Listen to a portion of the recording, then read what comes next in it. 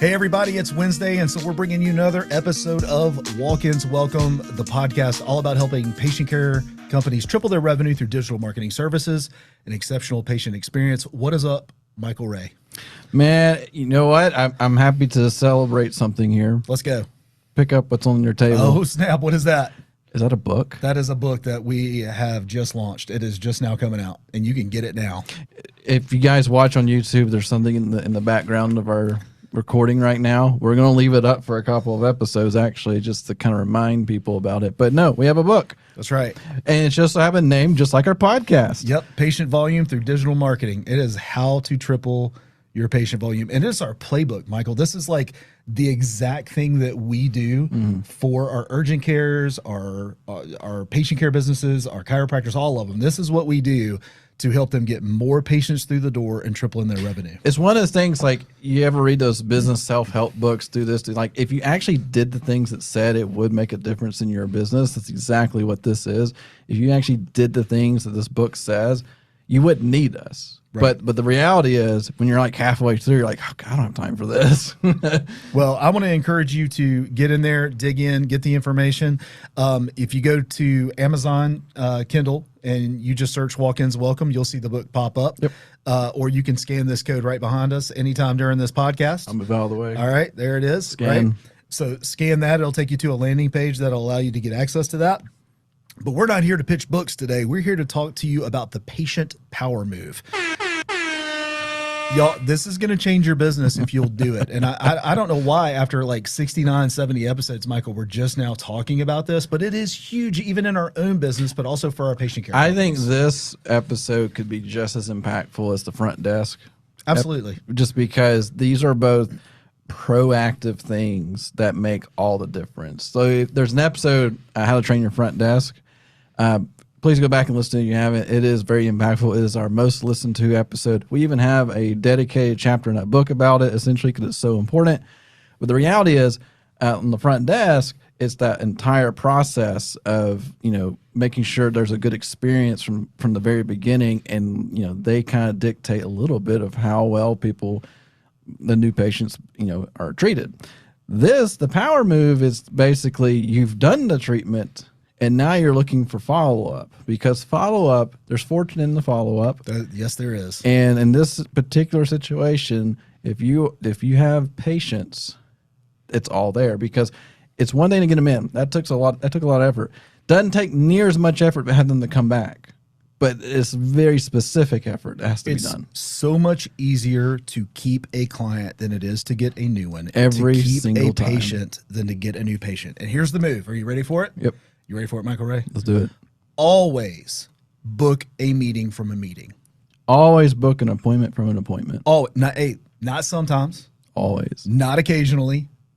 Not when you feel like it. Always book another appointment from an appointment. 74%, I'm going to read on this in just a minute, but 74% of patients will rebook with you if you ask them to. Yeah, it sounds...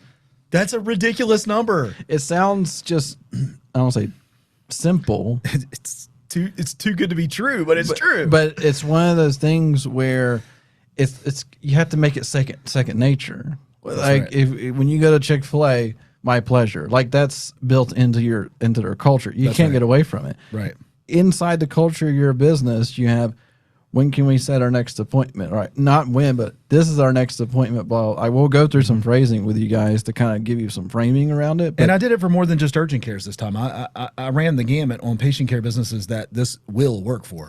And there's one I've noted here that I've had personal experience with that we'll talk about, where the reality is, if you're listening to this episode, you've probably had it done to you and didn't think twice about it. Didn't even know it. Because I think what happens, there's a fear. There's the fear that you're like, I don't want to be salesy, I'm a doctor. You're not being salesy. You're being like legitimate.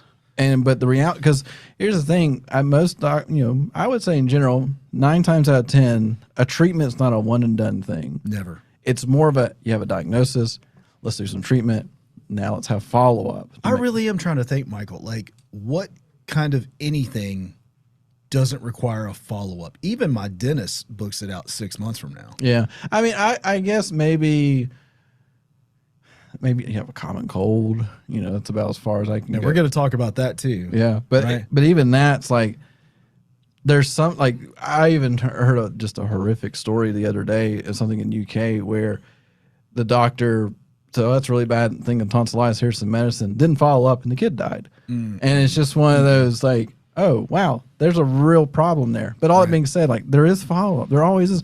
And if you're so afraid of follow up, remove the money away from it. Just think about, this is for the health of the patient. Right. It really is. Like, I mean, yes, and we'll talk about the money benefits of it, but the reality is, like, I think a patient that has 2 or 3 follow-ups is probably going to have a healthier outcome than one that has 0 follow-ups. Well, let me ask it in this way. If you're uncomfortable for asking for the 2nd, 3rd, 4th, 5th appointment, I'm going to challenge you for just a second. Do you feel like the service that you provide in patient care is genuinely helping them? Right. Let that settle for just a second. Do you really believe that what you do is making a difference in your patient's life? If you believe that, then you are being selfish by not asking for their business again so that you can continue to offer that service to them. I'm going to give you an example. If you just booked, if somebody came in and they had, you said a cold, right? Yeah. All right. So you gave them medication. The way to say that is, hey, I want to see you in 2 weeks. I want to make sure that the medication has helped you. I want to check your vitals. Let's go ahead and schedule 2 weeks out from now. Yep. All right, let's go to the next one. Hey, the massage, you feel better, right? Let's go ahead and get your next massage on the book because it's going to keep getting better and better every single time. Yep. No, yeah. What's another one? Chiropractor. Yeah, you had a story about that. Chiropractor for me. So, like, I've been going to a chiropractor since I was like 12, have scoliosis, all the fun things. But once I got to college, I fell out of the routine, didn't go back. And then I'd only go back if I had some major pains. But if anyone's ever gone to a chiropractor, it's never one crack of a back and see you later. Ever. I think shouldn't be. No, it shouldn't be. And I think they're the absolute best at asking for the follow-up. It's not even asking. It's more like, all right, I got you here, but to get you there, you got to come back at this time. And after that time, we'll do it one more time. And after that time, we'll see how it goes. And so, like, because I know if I go to a chiropractor, I'm not going one time. It's going to be a series of things to kind of make some adjustments, hence the, adjustments at a chiropractor. Right. And so, like, in this scenario, let's see, when did I start? Like 2nd or 3rd week of January. And that first adjustment was extremely painful, but relieving 2 days later. He even said, 2 days from now, you'll feel better. Right. Still going to hurt, but you'll feel better. And he was right. He said, but we need to come back. And then I came back, and I was like, okay. And then he had a baby, so he had to take a week off, so we had to push it back an extra week. Right. And but when I came back, I was like, it's been 2 weeks now, and there's still pain, but it's so much more tolerable. He's like, okay, yeah. He said, I'm not going to force you to say come back as, I want you to come back when you feel it's right, but I think you should schedule. Sure. So I go to the front desk. She's like, all right, when do you want to come back? It's like not even a question, do you want to come back? It's like, when are you coming back? So I'm even going to challenge that in just a few minutes on the power phrase to go along with the power move. We'll talk about that in just a second. But here's the thing, though. Like, patients want you to tell them what to do. Yeah, we don't know. Like, we don't know as patients.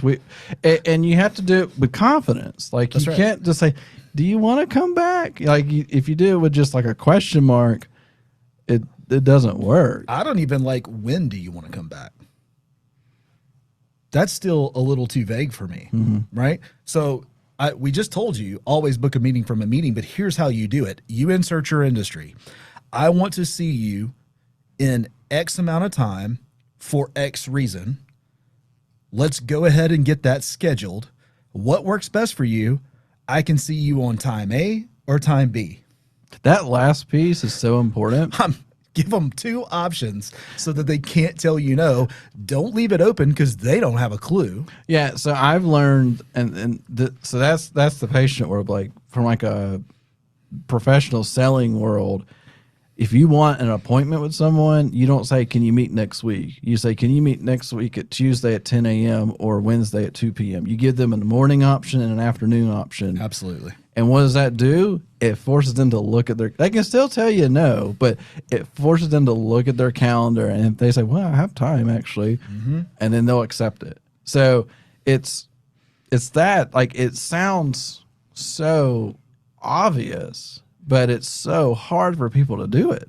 Like, they're afraid of it. So let's do it real quick in real time, Michael. I'll do a first one. You pick another one out that you want to do. Oh, I probably messed it up. I want to see you in 2 weeks for your next Botox appointment. I'm serious, for your next Botox appointment, so that we can hit those areas that we weren't able to hit today.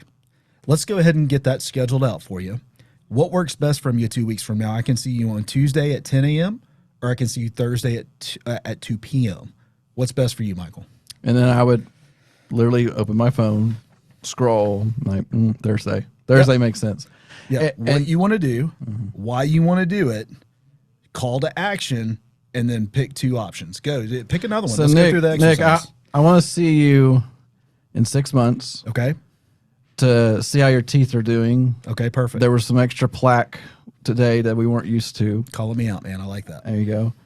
So what works best for you? We have August 20th, or we can go to the following week to August 27th. August 20th is fine. Can we just, like, this is an easy time for me to get here. Can we just do the exact same time? Is that available? Yeah. Hang on. Let me look. Yep. We can get you in the exact same time. Which email address you want me to send this appointment The to? one you have on file is fine. I check it every week. And click and done. That's it. And probably write it down on a card. Let's do one more. I'll do this one. All right. Hey, you came in with strep today. I've already ordered your medication and it's over at the Publix for you to pick up. But I want to see you next week, 7 days from now, because strep throat's nothing to play with. Let's go ahead and get you scheduled out. I want to get a follow-up appointment in there. What works best for you? I can do Tuesday or Wednesday. Could we do over the phone?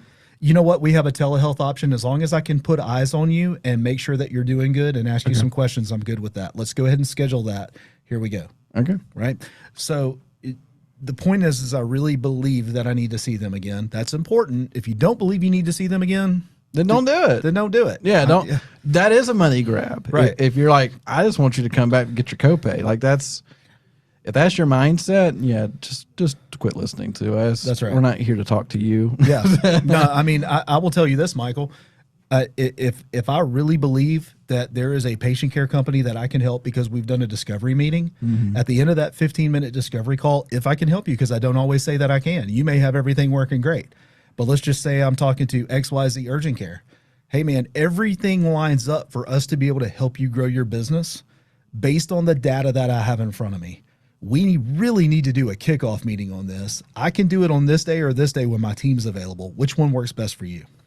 Exactly. And the funny part with that is we'll actually have kickoff meetings set, accepted, and they'll show up and they're like, oh, I forgot to sign that. And they'll sign the proposal in the meeting because they forgot about it. But what does Devin do from the kickoff meeting? He kind of walks through the whole... No, not in the meeting, but what does he do at the end of it?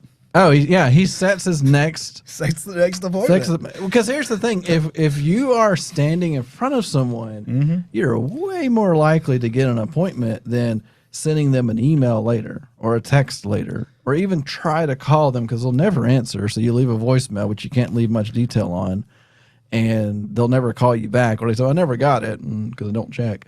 But no, like if I'm standing in front of you, I'm going to say, hey, while we're here, while we're in this mindset, before we finish, let's set our next meeting. And when it's now, will they have to reschedule? Maybe. You don't know. And I'm okay with that. But it's a whole lot better to have something on the calendar coming up than trying to put something on the calendar later down the road. Here's what I know just from experience, right?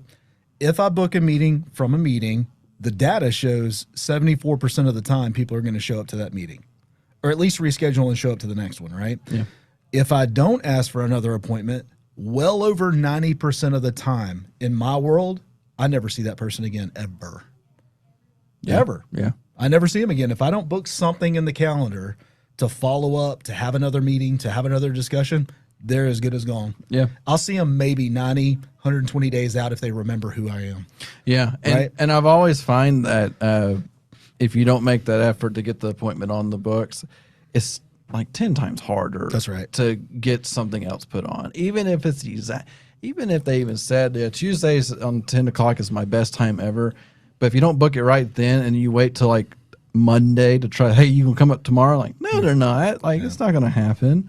And we find like you were mentioning, like in our world, like just trying to book with potential clients, it's a challenge. But as long as you're very specific and make it happen, like it all. I remember the eureka moment I had when I started saying, "Here's this or this time." That's it.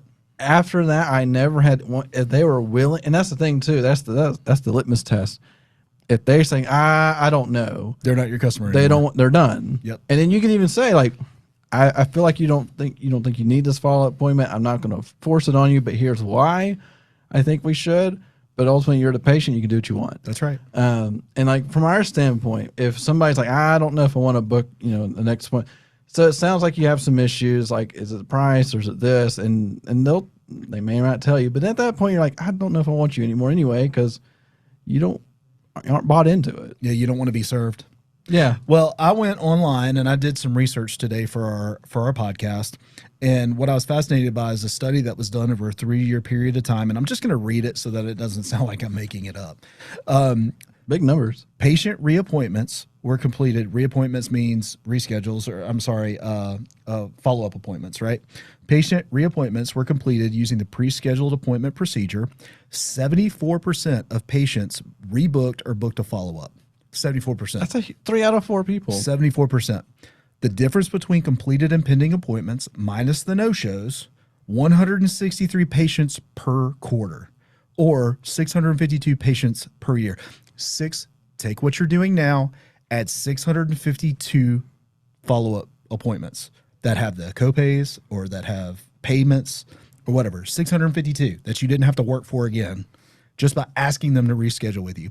Additional revenue associated with the use of the rebooked appointment method were estimated at, Michael, $594,600. I mean, that's another business.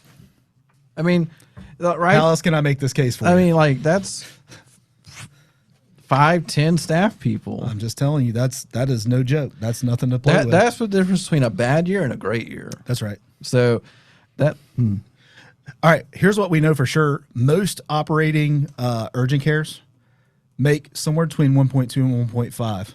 Yeah. Add another $594,600 to your bottom line. Now they're pushing $2 million, right? I'm just saying.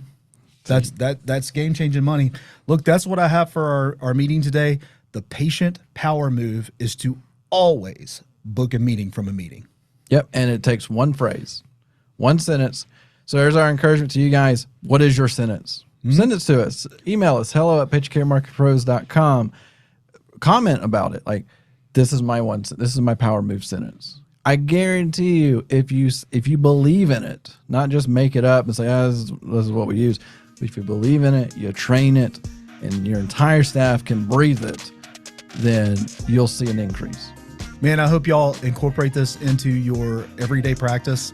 Make sure that you're asking people to rebook and tell us your success stories after you've incorporated this. We love to hear it. Hello@patientcaremarketingpros.com. And we will see you next time.